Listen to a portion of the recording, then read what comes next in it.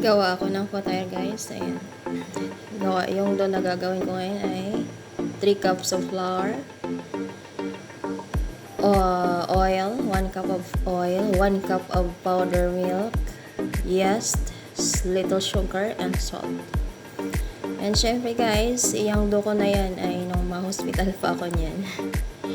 Pagbalik ko, niref ko lang. Tsaka tinest ko ngayon, chinek ko siya kung okay pa. Ayan, okay pa naman. Kaya ginawa ko na lang siya ulit.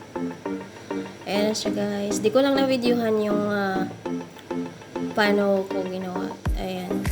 Yung hotdog, sliced hotdog with egg and cheese with tomatoes and capsicum.